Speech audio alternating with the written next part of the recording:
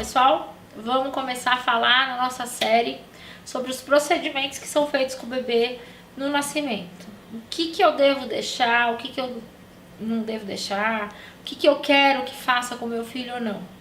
Existe uma polêmica sobre esses procedimentos por conta de que a gente conversou naquele outro vídeo sobre a gentileza no nascimento.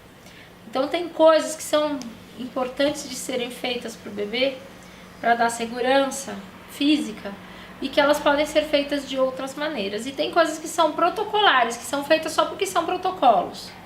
Porque, por que você fez isso? Porque tem que ser assim. Tem que ser assim por quê? Ninguém sabe. E isso se discute muito quando a gente fala da humanização do nascimento. A primeira coisa que a gente discute na hora do nascimento é sobre a aspiração das vias aéreas. Há um tempo atrás, eu me formei em 97. Em 2002 eu fui fazer a especialização de pediatria e de neonatologia.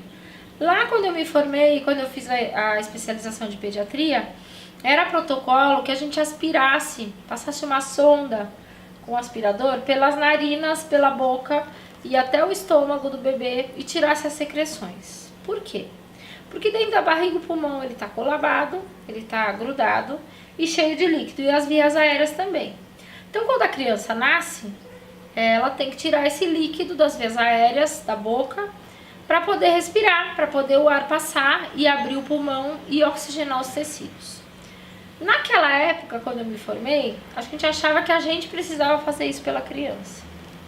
Se a gente for pensar, gente, a humanidade chegou até aqui hoje, 2020, não foi porque tinha aspirador, porque teve muito tempo que não tinha aspirador nasal, ninguém aspirava a narina de crianças, as crianças simplesmente nasciam e elas simplesmente tiravam as secreções e assim elas conseguiam respirar e assumir, né, a oxigenação do próprio corpo.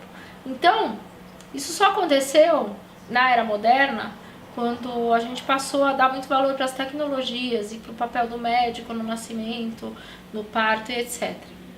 E a gente passou a fazer uma coisa, uma intervenção para acelerar esses processos. Depois de uma certa época, isso foi revisto.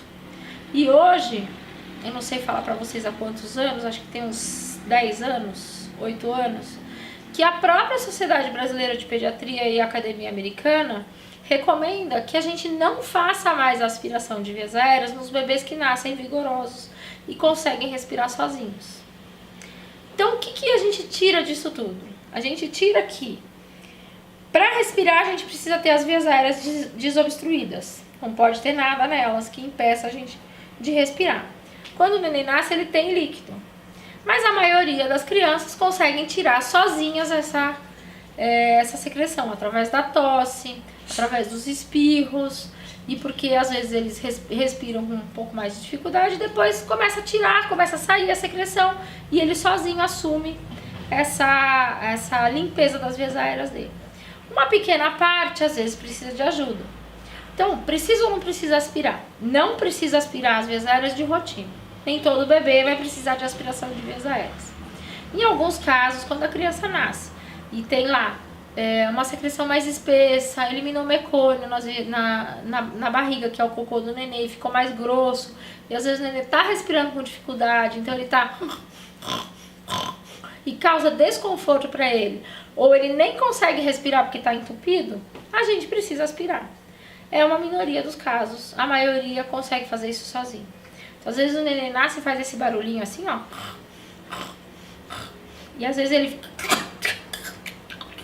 Os pais ficam super assustados, falam, tá tudo bem com ele, doutora, tá tudo bem com ele só tá tirando as secreções das vias aéreas. E é melhor que a gente deixe as coisas acontecerem naturalmente, sem fazer a intervenção, porque a intervenção ela é desconfortável. Passar uma sonda pelo nariz e aspirar a secreção que tem lá, causa dor, causa desconforto, né? A passagem da sonda não é legal. Então a gente só faz isso quando realmente o bebê não tá conseguindo respirar. E a aspiração do estômago. Por que tem gente que faz e por que tem gente que fazia? Porque 1 para cada 4.000 bebês que nasce vivo pode ter uma malformação que chama atresia de esôfago.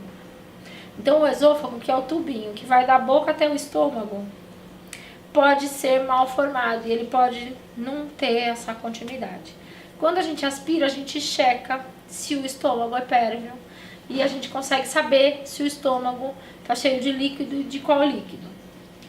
A gente não precisa saber disso, certo? Porque a gente vai saber se a criança tiver uma atresia, a gente vai saber, porque ela vai babar. Nas próximas horas a gente vai saber. E por que não é legal eu aspirar todo mundo no estômago para saber se tem atresia ou não? Primeiro, se o pré-natal foi bem feito, tem ultrassom morfológico, que vai me mostrar uma pista sobre essas malformações ou até mostrar se tem essa malformação ou não. Ah, não teve pré-natal adequado, não tem ultrassom. Gente, é uma chance em 4.000 bebês de ter atresia.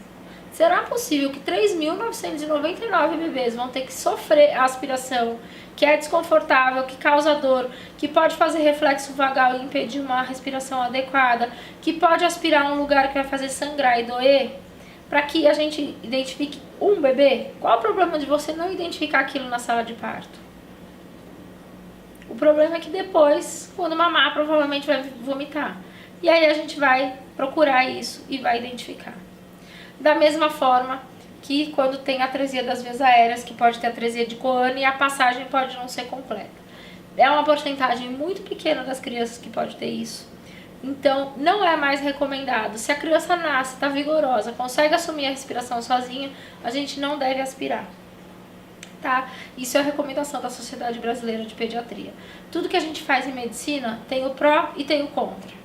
E a gente tem que pesar. O que pesa mais na balança? Fazer ou não fazer? Se eu faço, eu posso causar malefício. Como a incidência dessas atresias, dessas malformações é baixa, eu só devo fazer se realmente a criança apresentar um sintoma que me dê um indício de que eu preciso fazer essa aspiração ou não. Caso contrário, a gente deixa a natureza agir e observa essa criança nas próximas horas. Obviamente que todo neném que nasceu precisa ter uma supervisão de um adulto e no menor sinal de alguma dificuldade, o pediatra deve ser avisado e alguém deve avaliar essa criança, né? Não é que vai nascer e vai ficar Deus dará. Vai nascer e a gente vai observar. Sentiu que tem alguma dificuldade, daí sim a gente pode fazer, com algum indício de que seja realmente necessário. Então essa é a discussão sobre a aspiração das vias aéreas. Devo deixar o meu filho ser aspirado na sala de parto? Isso é uma coisa muito complicada de você falar deixar ou não. Porque o médico que está ali, ele é responsável pela criança. E se ele falar para você, não, precisa aspirar porque o seu bebê não está respirando direito, deixa. Né? Você não vai discutir com o médico nessa hora.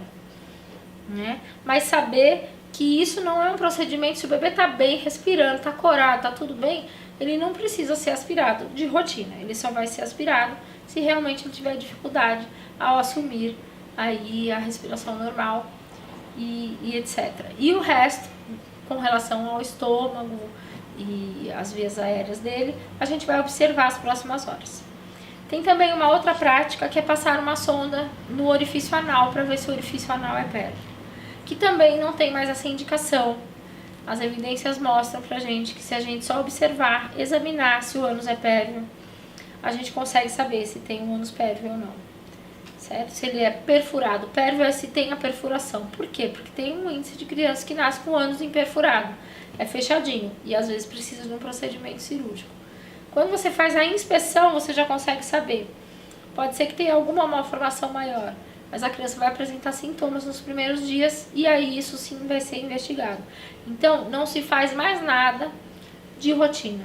A gente só faz se realmente tiver um indício de que é necessário fazer aquilo, tá certo?